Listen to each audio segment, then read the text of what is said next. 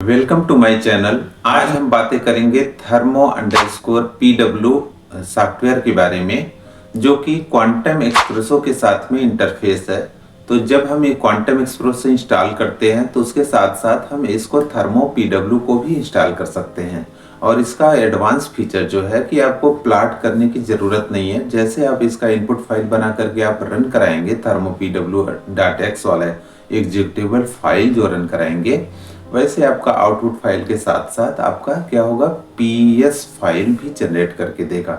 तो जो भी प्रॉपर्टी आप रन कराना चाहते हैं, जैसे आपका बैंड स्ट्रक्चर हो गया और आपका डेस्कटॉप स्टेट हो गया, ऑप्टिकल प्रॉपर्टी हो गया, फोनान बैंड स्ट्रक्चर हो गया, इलास्टिक प्रॉपर्टी हो गया। इलास्टिक प्रॉपर्टी में जो भी टर्म आते हैं उसमें बल्क मॉडुलस होता है, शेयर मॉडुलस, कंप्रेसिबिलिटी और पॉइसन रेशियो।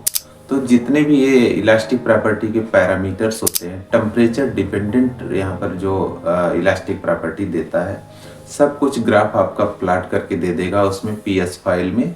तो आप डायरेक्ट इसको क्या करेंगे, आप पेपर में डायरेक्ट आप यूज कर सकते हैं।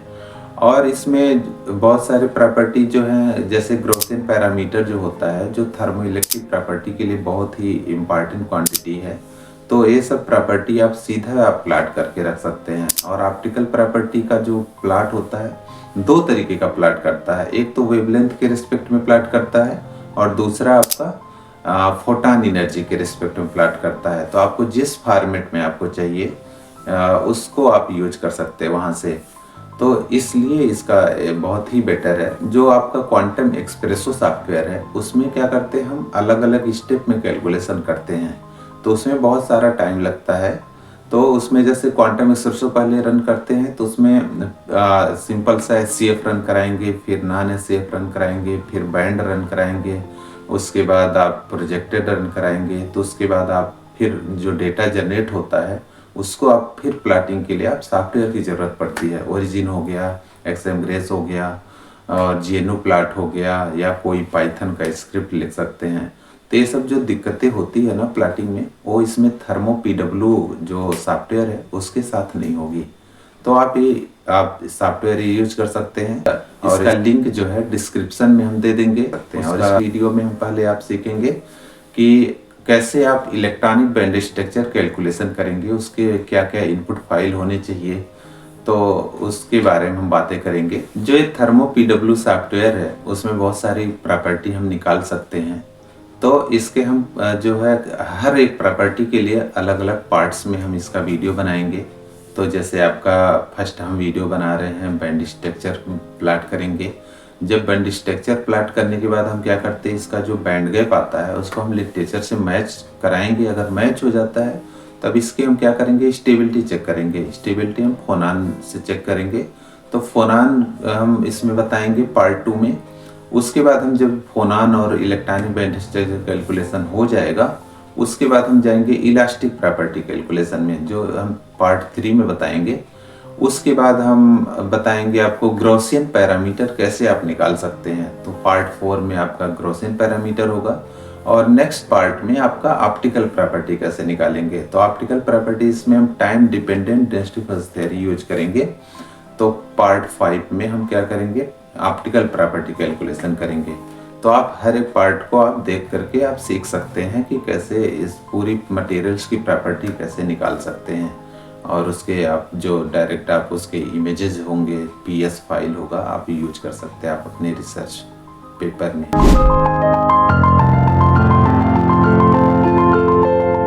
तो इसमें सबसे पहले हम स्टार्ट करते हैं बैंड स्ट्रक्चर कैलकुलेशन से। तो इसके लिए क्या क्या फाइलें होनी चाहिए, तो इसके लिए सबसे ज़्यादा ज़रूरी है उसका सूडो पोटेंशियल। तो सूडो पोटेंशियल आप यूज करेंगे पीबी, और बहुत सारे इसके फॉर्मेट है तो आप ये ले सकते हैं। दूसरा है इनपुट फाइल।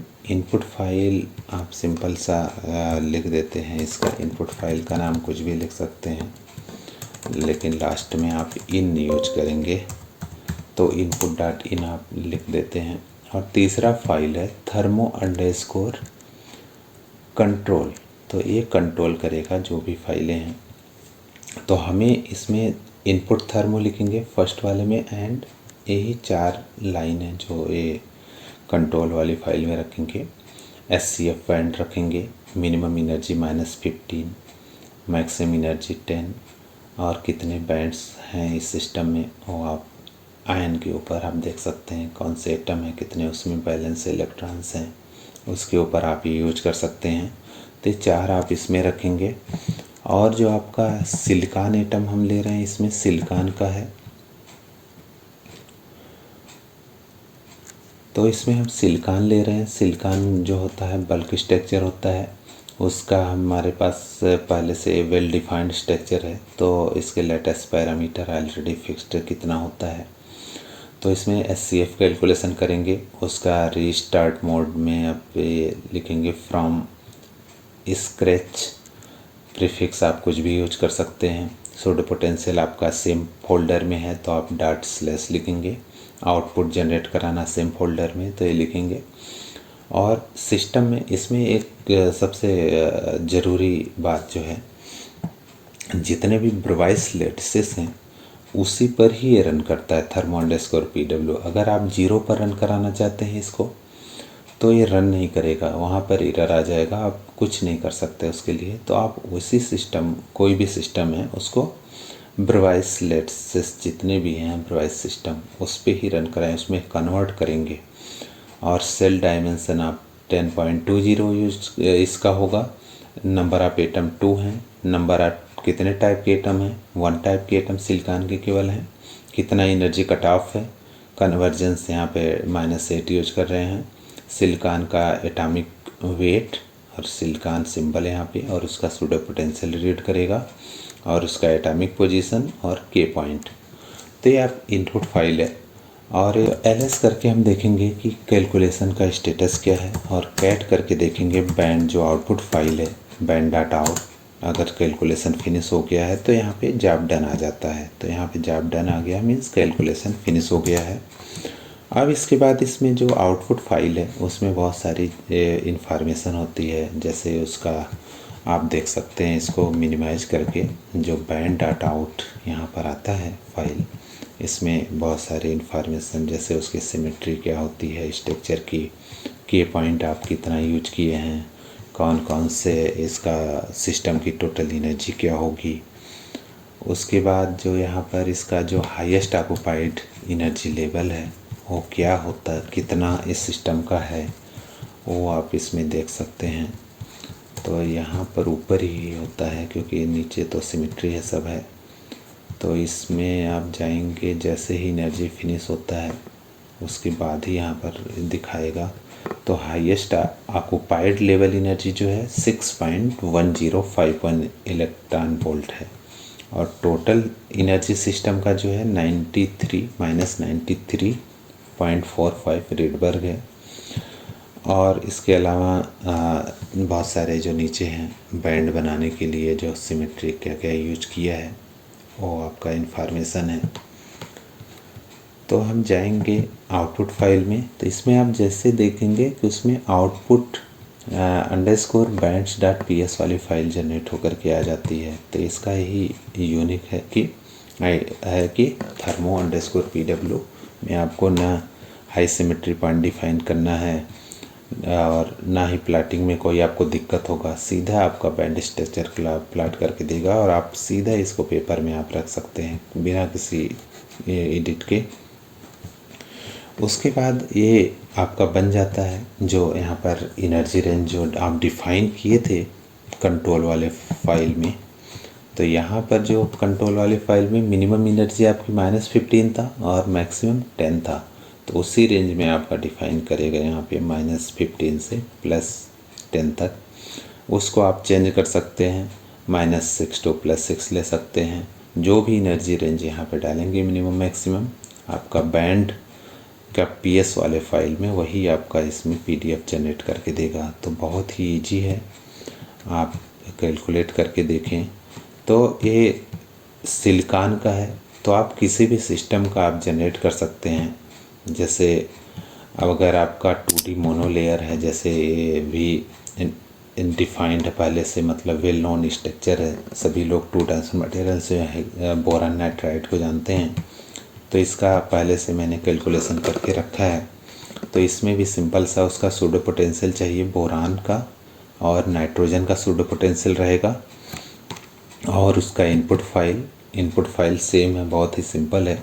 कैलकुलेशन का SCF calculation, self consistent field calculation करेंगे और रिस्टार्ट मोड में सेम लिखेंगे और आपका सिस्टम नेम कुछ भी अपना नाम भी लिख सकते हैं। सूडो पोटेंशियल आउटपुट डायरेक्टरी, यहाँ पर आप देख रहे हैं कि जो बोरान नाइट्राइड का भी ब्रिलियंट जोन जो है आइब्रोवाइस है, जो है 4 है, इसका जो डिफाइन है वही आप यूज करेंगे। 0 को छोड़ करके आप कोई भी आइब्रोवाइस ले सकते हैं। सेल डायमेंशन आप मेंशन करेंगे 1 और 3 मेंशन करेंगे। इसमें जब हेक्सागन यूनिट सेल होता है तो उसमें 1 और 3 को हम डिफाइन करते हैं। नेट एटम इसमें 2 एटम है, यहाँ पे बोरान का 1 और नाइट्रोजन का 1, तो 2 हो जाएगा। टोटल कितने टाइप के एटम है, बोरान और नाइट्रोजन 2 हो गया, तो 2 टाइप के एटम है, इसलिए यहाँ पे 2 लिखेंगे। कट ऑफ कितना होगा, रो कितना होगा, जनरली जो रो होता है अल्ट्रा सूडो पोटेंशियल जब लेते हैं तब उसका 10 टाइम्स होता है। अगर नॉर्मल आप ले रहे हैं तो 6 to 8 टाइम्स सफिशिएंट होता है। ऑक्यूपेशंस लेंगे स्मेयरिंग और MP लेंगे स्मेयरिंग में, यहाँ पे डी गैस वैल्यू और कन्वर्जेंस क्राइटेरिया जो है वो लेंगे आप यहाँ पे। सूडो पोटेंशियल सिंपल सा डिफाइन कर देंगे जो भी आप यूज कर रहे हैं, और एटॉमिक पोजीशन और की पॉइंट आप यूज करेंगे। और इसका भी सेम वहाँ पर आप लेंगे जो एनर्जी मिनिमम एंड मैक्सिमम आप जो भी यहाँ पर डिफाइन करेंगे वही आपका कैलकुलेट करके देगा। तो इसका जब जनरेट कराएंगे, कैलकुलेशन रन कराएंगे, तो सिंपल सा आपका क्या करेगा, यहाँ पे जनरेट करके बैंड देगा। इसका band gap around 5 electron volt होता है, तो उतने के अप्रॉक्सीमेट है यहाँ पे। तो बैंड गैप सबसे पहले मैच कराना ज़रूरी है। जब कोई भी नया स्ट्रक्चर पे आप जाते हैं तो बैंड स्ट्रक्चर कैलकुलेशन करिए, उसका बैंड गैप पहले मैच होगा। मैच होने के बाद ही आप नए प्रॉपर्टी पे जाएंगे, जैसे इलास्टिक हो गया, उसका ग्रोसेन पैरामीटर इसमें निकाल सकते हैं, और उसके बाद आप निकाल सकते हैं ऑप्टिकल प्रॉपर्टी या कोई भी प्रॉपर्टी। जब निकालना है तो पहले बैंड गैप ही आपको मिलाना मैच कराना ज़रूरी है। तो आप ये वीडियो देखिए, अगर आपको ये पसंद आए वीडियो तो आप इसको लाइक करिए, कमेंट करिए, सब्सक्राइब करिए, और आपको नए प्रॉपर्टी जो जानना है उस कमेंट में आप लिख सकते हैं कि हम इस प्रॉपर्टी में प्रॉब्लम्स आ रहा है, ये प्रॉपर्टी हम जानना चाहते हैं, कैसे इसको कैलकुलेट करेंगे।